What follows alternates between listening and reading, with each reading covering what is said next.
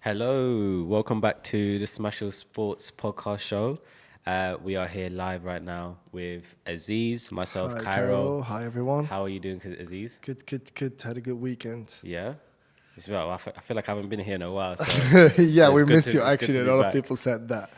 It's been So a we busy have Cairo period. back on the show, guys. Yeah, it's been a busy period, but I'm glad to be back. And we're all going to be speaking all sports today.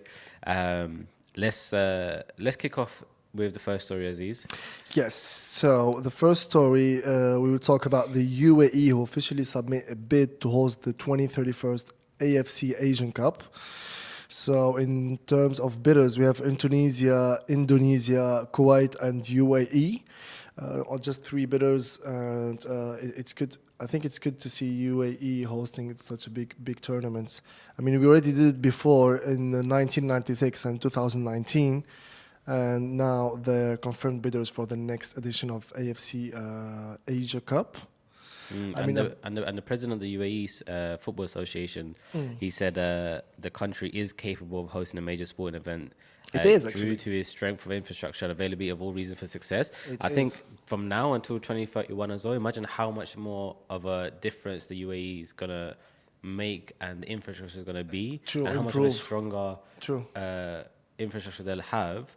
And also like I feel like a place like the UAE, like look, I was saying this to someone the other day.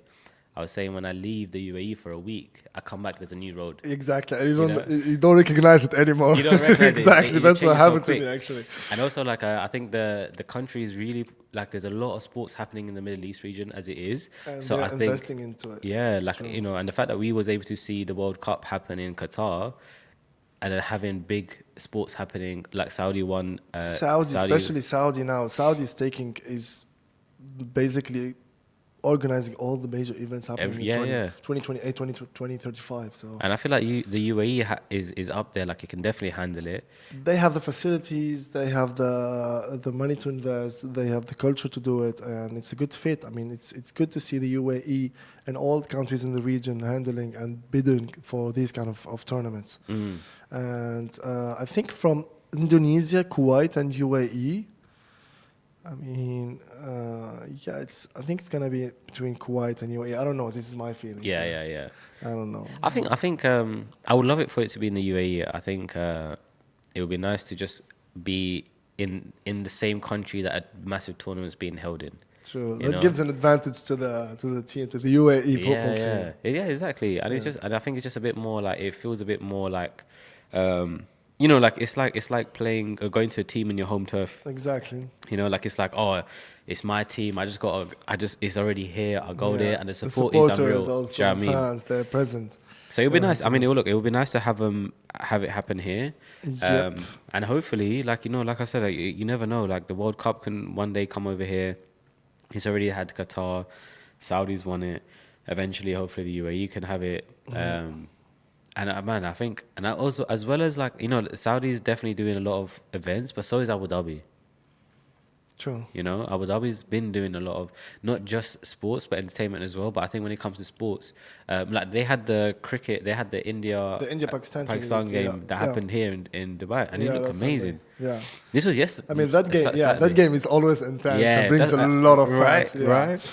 It's like the Champions League final, bro. And they played it here. Yeah, they played it here. Yeah. My taxi driver, I took a taxi to, I was on a shoot and I took a taxi driver and he was asking me like, oh, like, he's like, I'm so sorry. I know I'm rushing a little bit. I really want to go watch the game.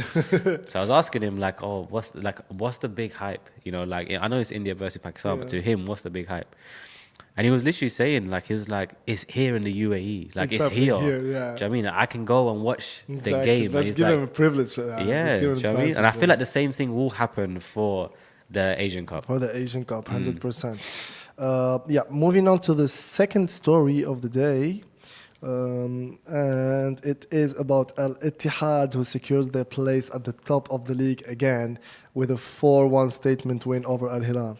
Just a reminder that Al Hilal was on top of the league for a long time, and Al Ittihad bounced back with this huge win. They celebrated with the fan after the games. Hassan Qadir scored at the 29th minute, Steven Bergwijn scored 45th minute and 51st minute, and then Karim Benzema stated the fourth goal in the second half. And just Marcus Leonardo scored one goal with Al Hilal. I think when Neymar moved out from Al Hilal, things started to. Even if he played only 42 minutes for the whole season, but I don't know what happened at Al Hilal. Now Ittihad is on the top of the league with 55 points, and Al Hilal is second with 48. Al Qadisiyah and Al Nasser with 47 and 44 points.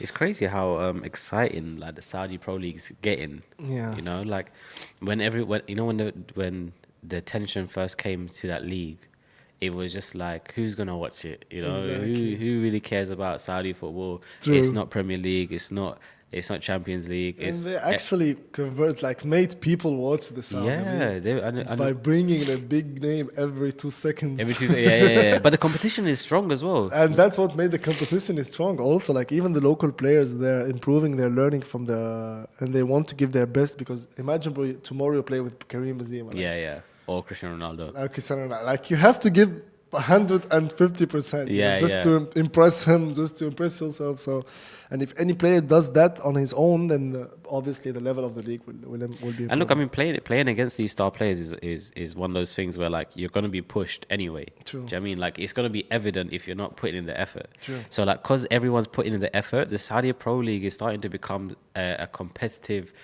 enjoyable, entertaining Environment league. too. Yeah, do you know what I mean? Yeah. And like, look at this, like Ittihad beating their rivals and knocking them off the top and being place number one. Like that kind of rivalry, it's like it's exciting for a game like this. Do you know what I mean? 100%. That's like I don't know. That's like putting how the office will say, like Arsenal on and Liverpool at the top. Like who's fighting for that? Do you know what I mean? And it's exactly the same competition, and people are really becoming huge fans of the Pro League. And the good thing is as well is that the execution of the league is good. True. You know what I mean? It's like they're doing it really The well. management of the whole league is done beautifully. The games are like watching the games. They're fun to watch. The fans are obviously doing their thing, helping grow and the fans are league. always present. They're always there. Like every game you watch, there's a lot of. You can see a lot of people attending. Yeah. There's a difference between just watching the game from your home and like doing the effort and going to the stadium, and that shows like how they're into the games and how they're into the Saudi league. And that's Saudi did the best thing. They knew how to bring attention to the country, to the sport, and using that attention, they're benefiting off the attention to build this sport into a long-lasting a sport that people will stay watching way past these amazing players that stay on. So, man, it's amazing. And I guess, look, amazing, Ittihad takes on the spot. And we'll just see what happens by the end of the league. What happens by the end of the tournament. Moving on to the third story, and it's not about football, it's about cycling. The UAE cycling tour just finished, and Tadej Pogacar, I don't think I'm saying the wrong right, but he wins the UAE cycling tour. Just quick reminder that we had a women tour held on from Feb 6 to Feb 9, and now the men tour from the 17th to the 23rd of Feb, and this guy just won it all. I don't know if you're a big fan of cycling, Cairo, or you do cyclings, or maybe 5 minutes cycling. Maybe in the gym. Yeah, just to warm up. Yeah, just to warm up.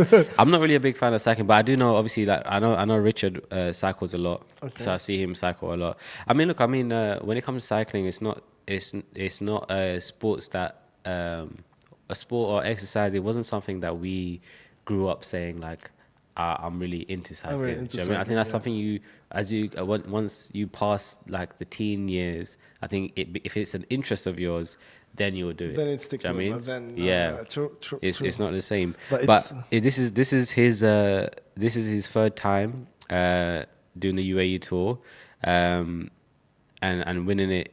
Cleared with 7.8 kilometers remaining on the final climb.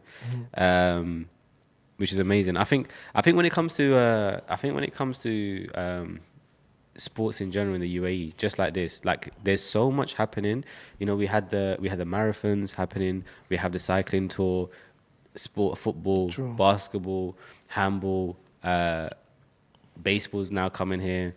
they're doing the sports. They allowing UAE to be open to so many sports and see Multiple different sports, and true. see where it goes. And there is one thing I realized about the UAE is that there's a community for everything. Exactly. You know, and there's a And huge there's also community. the facilities, and there's also like the infrastructure to do any kind of big tournament. Like like UAE Tour, you need like very good infrastructure to be able to organize Yeah. something like this. We're And talking they about have it here. 176 kilometer that has to be like fit to the cycling Yeah, part. yeah. And I live in Kudra. Okay. So where I live, like I'm literally on the side of the new cycling lane that they built.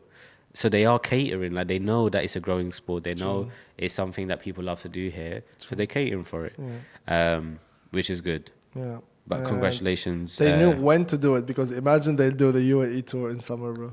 Yeah, That you would can't. be Leave that one in France. that would be hell. I mean, I grew up watching the Tour d'Europe in France, which is very famous, which is held in June actually. And I know by facts that this is a very tough sport. Like in order to keep the same, I mean, it's just sometimes 30 minutes cycling on gym just kills you. Like imagine Yeah, going yeah. for it with the climb and hit, and it's like it's so difficult. But yeah, it's good to see things happen in UAE again. It's funny from the outside. It does. You never realize how hard it is. How hard to, it is. Looks yeah, so take simple. part. It's like basketball dunking, and but just when you try to do it, But I really love the trophy that they gave. Have you seen the trophy for the UAE Tour? Yes. It's this one. like the hexagon wheel shape. It looks so good, man. Yeah, they did it. Oh, it's so good. Like I will definitely take part just to try and win that. That looks You can see that on an Instagram page, guys. Yeah, Everything yeah. related to the on the Smashi Sports Instagram page. Sure. yes. Let's move on to the final story. Muhannad Al Saad is the first Saudi player to score in the French league. Yes. Tell me about that. I mean, a record is a record, man. I don't know. Yeah, I don't yeah. care if you do it now, if you did it 30 years ago, but being the first one to do something is such an achievement, whatever you are. I mean, I'm pretty sure we had some Saudi players in the French league, but he's the first one to score in the French league with Dunkirk, which is a second division league football club. And he scored his first goal ever as a Saudi player. But this is what we were saying earlier. Like the sports is growing, and these players are helping the players in Saudi find Opportunities abroad. Find opportunities abroad True, to true. then do this. True. And all you need is the first person to open the doors for True. everyone else to flood in. True. Just like Mo Salah and Marmoush now. Right. Yeah, that's I love to see these connections between different leagues and see transfers and playing going there. But still, a lot of leagues level are different. For example, it's like UK, I don't know, Premier League is different from Saudi for now. But that's the aim. The objective is to have like similar level, like high level leagues all over the region in the world. And it's good to see these kind of players playing abroad and scoring because, I mean, you can get the transfer, you can go for new teams, but in order to play with your same level there, doesn't it, like you can't guarantee that because you never played that. You don't know the environment. You don't know how to play in it. And one of the best things is like, for example, now he's obviously playing in the French league. Yeah. So he's opening up more fan base to himself, right? True. So then when the World Cup happens and he goes and plays for Saudi, True. his fans in Europe are going to be watching Saudi play watching because of Saudi, him. exactly. And when they're watching Saudi play, they're going to find the new Saudi players there. So it's like, it's just opening It's doors opening for doors, visibility true. across this region. For you more know? visibility for the whole country. No, it's exciting. It's exciting. Yep. Well, look, that's all the stories we what we have have this now. today. This is the Smashi Sports podcast. Everyone has to say Yeah, that. it's too close. Every Monday, every Friday, you will see one of us here at least. You can find us on Smashi TV. You can find us on YouTube, all the streaming platforms, The major podcast platform. You can major find us podcast on platform, socials. Yep. Where else can they find us? You can watch all the games on the Smashi app, which is on all the devices, also TV TV, apps, TV, phone, website. iPad, website, and you can stay up to date with all the latest sports across the region. Thank you for tuning in, and hopefully we'll see you guys on Thank you, Friday. Cairo. You've been missed. Yeah. Thank you so much. Thank you, everyone. Have a great week ahead.